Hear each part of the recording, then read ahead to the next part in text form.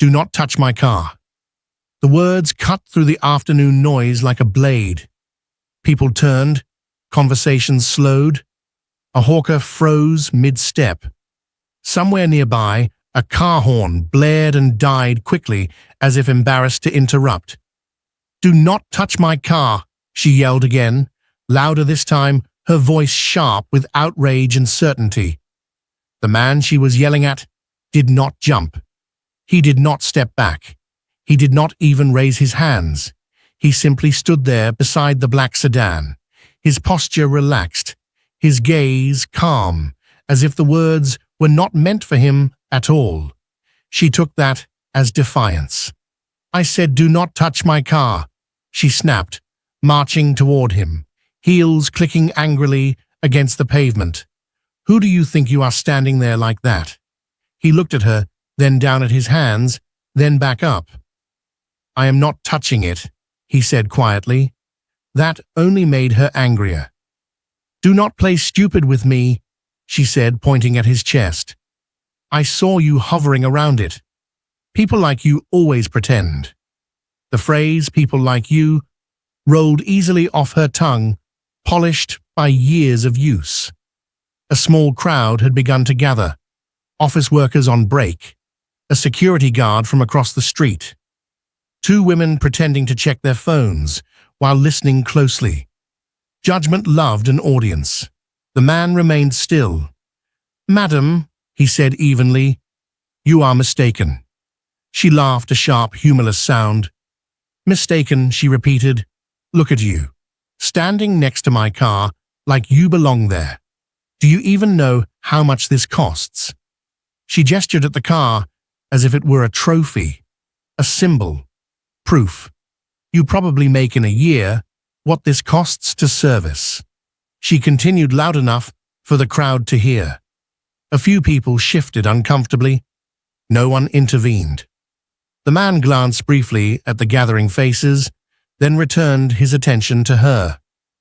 "I was waiting," he said. "Waiting for what?" she scoffed. "For you." That gave her pause. She frowned, studying him properly for the first time. He was tall, but not imposing. His clothes were old, but clean. No smell, no visible desperation. His face held lines that suggested age and experience, not defeat. "Do I know you?" she asked suspiciously. "No," he replied. "But you know the car." Her mouth twisted. "Of course I know the car. It is mine." He nodded slowly. "Then you should know the scratch," he said. Her eyes narrowed. "What scratch?" "Rear bumper. Left side. From when you reversed into the concrete pole last week." A murmur rippled through the small crowd. She felt heat rush to her face. "You are guessing," she snapped. He shook his head slightly. "You were on the phone. Distracted. You said a few words you probably do not remember." Her heart thumped hard against her ribs. "Stop talking," she said sharply. He continued calmly. "The jack in the trunk is loose. The warning light comes on sometimes because the sensor is faulty. You planned to fix it, but forgot." Silence. Her fingers curled into fists. "Who told you that?" she demanded. "No one," he replied. She stepped closer, lowering her voice. "Listen," she hissed. "I do not know who you think you are, but this is harassment. Move away now before I call the police." He met her gaze. "You already have," he said softly. She blinked. "Have what?" "Called attention." He reached into his pocket. The movement was small, unthreatening, but it drew every eye. Metal glinted in the sunlight. He raised his hand. Car keys, her car keys. For a moment, the world seemed to tilt. "That is not funny," she said weakly. He pressed a button. The car responded immediately, lights, flashing mirrors folding in. An audible gasp swept through the crowd. Her bag slipped from her shoulder and hit the ground. "No," she whispered. He pressed the button again. The trunk popped open slightly. She staggered back, clutching her chest. "How did you get those?" she demanded. He lowered his hand. "They are mine," he said. She laughed hysterically, shaking her head. You are insane, she said. This is my husband's car. He regarded her with something like pity. Your husband works for me. The words landed heavy and final. The crowd erupted in whispers. She opened her mouth, but nothing came out. This cannot be real, she muttered. He stepped toward the car, opened the door, and leaned inside, retrieving a slim folder. He handed it to her. Her hands shook as she flipped it open. Company letterhead, contracts, names, her husband's name, his role. Under it, a line she had never seen before. Reports to Elias Hale. She dropped the folder. That is my name, the man said calmly. The street felt too loud suddenly, too bright. Why would you do this? She cried. Why would you stand here dressed like that, letting me embarrass myself? He looked around at the faces, then back at her. I did not ask you to speak the way you did, he replied. I did not force you to assume. She fell to her knees, sobbing. I did not know, she repeated over and over. Elias crouched in front of her, lowering his voice. That is exactly the problem, he said. He stood, checked his watch, then placed the keys gently on the hood. You can keep the car, he said. Consider it a gift. Her eyes lit with desperate hope. Thank you, she sobbed. He shook his head. Not for you, he corrected. For your husband. He will need it. He turned and walked away, leaving her surrounded by silence and stares. And that was only the beginning. If you are enjoying this story and want to see how one moment of judgment unravels an entire life, make sure you like, subscribe, and stay till the end, because what happens next changes everything. The crowd slowly dispersed, leaving her alone with the car and the weight of what she had done. She did not drive home immediately. She sat there for nearly an hour, replaying every word, every look, every assumption. The street returned to normal around her, as if nothing had happened. To the world, it was just another afternoon. To her, it was the moment everything cracked.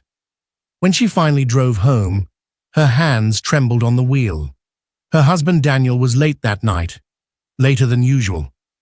She heard the gate slide open and felt a knot tighten in her stomach. For years, that sound had meant comfort, security, control. Tonight, it sounded like judgment. She rushed to the bathroom, washed her face, and practiced a smile that refused to stick. Daniel entered quietly, setting his briefcase down without a word. You are home early, he said flatly. I was tired, she replied too quickly. He looked at her for a long moment, then nodded. So I heard. Her heart dropped. He removed his jacket, folded it neatly, then sat across from her. We need to talk, he said. She sat, gripping her hands together. What is this about? She asked. Do you remember what you said today? He asked. Tears welled instantly. I did not know who he was, she said. That is not what I asked, Daniel replied. I was angry, she whispered. He leaned forward. You were cruel. She flinched. I was stressed, she snapped defensively. He shook his head. Stress does not create character. It reveals it. She looked away, ashamed. Elias called me this afternoon, he continued. She froze. He told me he had been watching for a long time. Not the business. Us. She looked at him in disbelief. Why us? Because you never notice people who do not serve you, Daniel said quietly. And he wanted to see if I did. Her voice broke. What happens now? He stood and walked to the window. I resigned today, he said. Her head snapped up. You what? I resigned, he repeated calmly. You cannot just quit, she cried. We have obligations. We have pride, Daniel corrected. She paced the room, panicking. He offered me something else, he added. Her heart pounded. What? A chance to start over, he said. Somewhere smaller. No titles. No spotlight. She laughed bitterly. Why would he help us after what I did? Daniel turned to face her. Because he is not interested in punishment. He is interested in truth. She sank into a chair. I ruined everything, she whispered. Daniel knelt in front of her. You revealed something, he said. That is different. Do you hate me? She asked quietly. He paused. I hate what I saw today, he admitted. And I hate that I did not see it sooner. Weeks passed. They sold the house quietly, moved to a modest neighborhood where no one knew their names, where status meant nothing.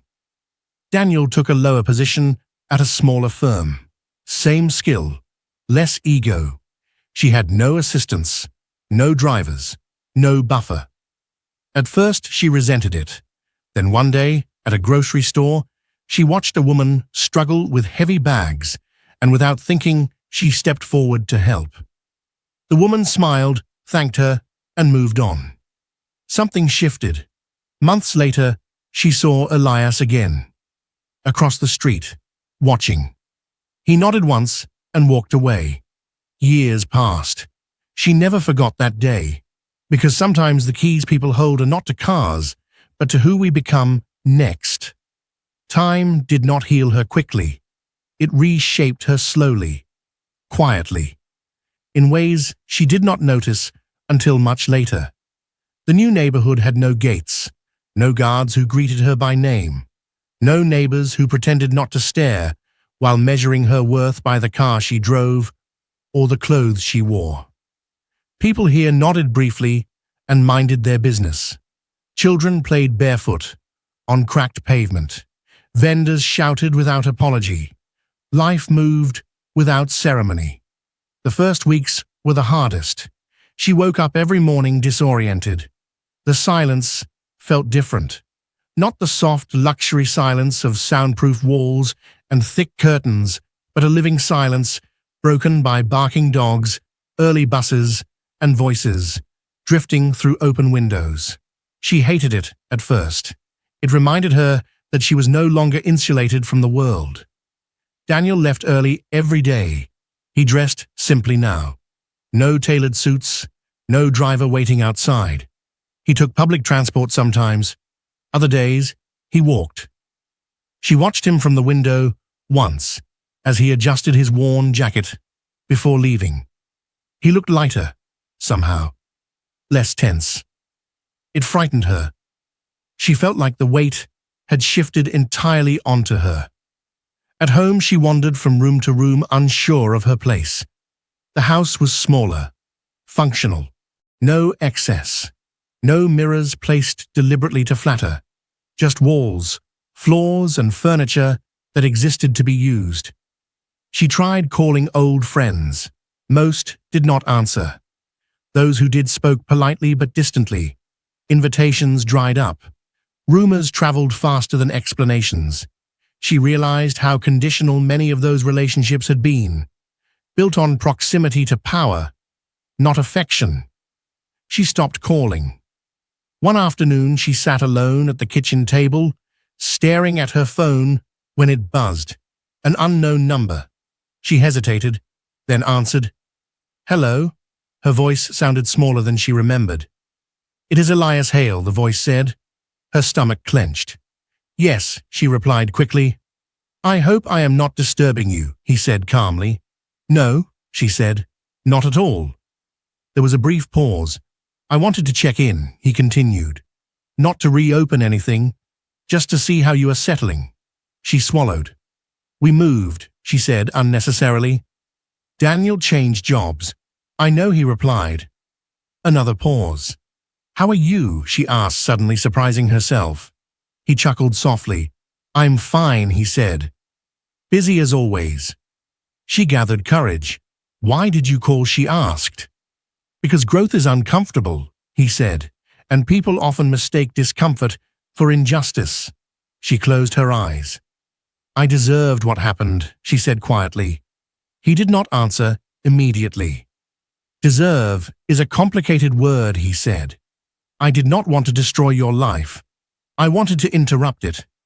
Tears slipped down her face. You did. Good, he said gently. Interruption is where change begins. The line went dead. That conversation stayed with her for weeks. She began to see the world differently. Not dramatically, not overnight. In small moments, like the day she waited in line at the bank and noticed how differently the clerks spoke to the woman ahead of her versus the man behind her. Or the way shop attendants suddenly lost patience when they assumed someone would not buy anything. She recognized herself in those moments. The recognition hurt. She started volunteering at a local community center, mostly out of boredom at first. Then, obligation. Eventually, something closer to purpose. She helped serve food, cleaned tables, sorted donated clothes. The people there did not know her past. They did not care. She was simply another pair of hands. One evening, a teenage boy spilled a tray of food and froze, waiting to be yelled at. She bent down, helped him clean it up, and smiled. It is fine, she said. The boy looked at her suspiciously, then relieved. Thank you, Ma, he said. The word Ma lingered with her. At home that night, she told Daniel. I think I am changing, she said cautiously. He smiled faintly. I know, he replied. How, he asked. Because you do not talk about yourself as much anymore, he said. You talk about what you see. She considered that. Months turned into a year. Daniel thrived in his new role.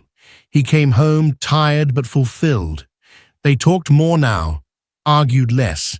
There was less performance in their marriage and more honesty. One night over dinner, she finally asked the question that had been sitting between them since that day. Why did you stay? She asked. He looked up. After everything. He thought for a moment. Because you stayed, he said. You did not defend yourself. You did not blame others. You sat in the discomfort. She nodded slowly. I was afraid you would leave. I thought about it, he admitted. But leaving would have been easier than rebuilding. And easier is what we were trying to escape. She reached across the table and squeezed his hand. Another year passed. She had stopped wearing most of her old clothes, not out of principle. They simply felt wrong now, like costumes from a role she no longer played. One afternoon she received a letter, not an email, a letter. The return address was familiar, Hale Group. Her heart raced as she opened it. Inside was a simple invitation, a community forum. Topic: Leadership and Human Dignity. Speaker: Elias Hale. She stared at the words for a long time. Do you want to go? Daniel asked when she showed him. She nodded nervously. I think I need to. The auditorium was modest, no luxury, no fanfare. Elias stood at the podium dressed simply as always. He spoke without slides, without slogans. He talked about power, about how it distorts perception, about how dignity is the first casualty of hierarchy.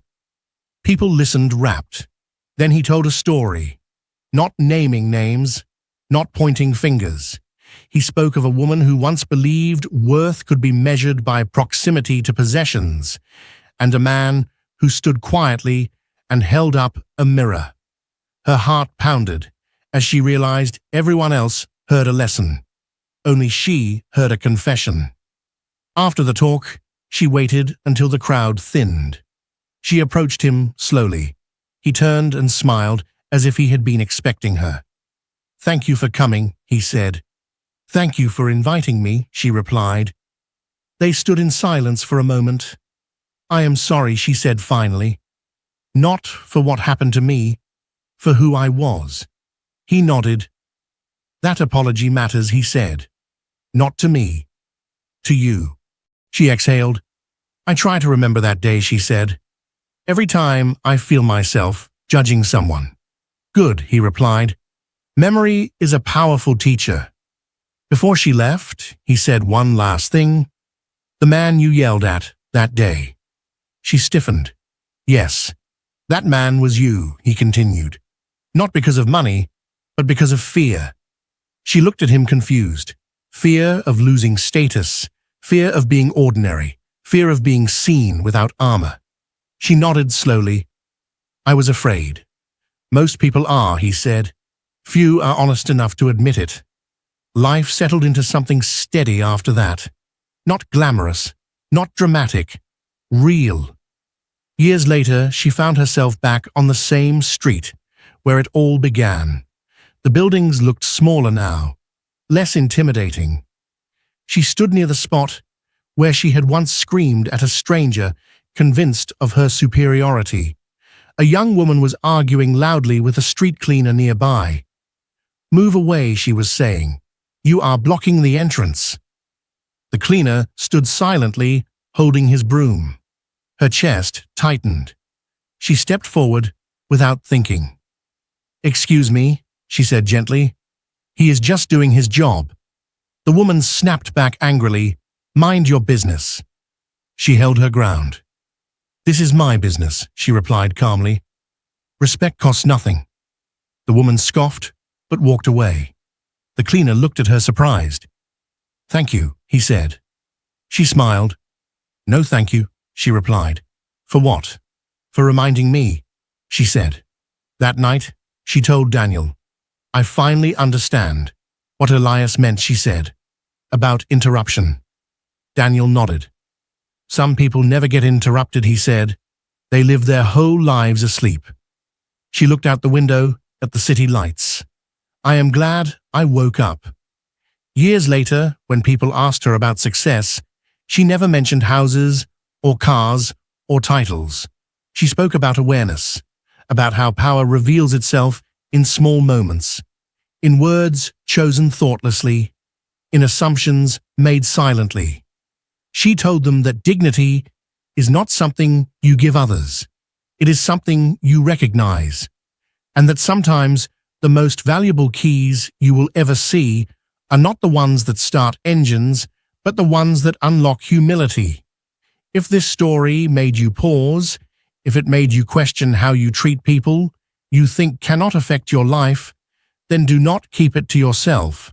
Like, subscribe, and share this story, because one moment of awareness can change a lifetime.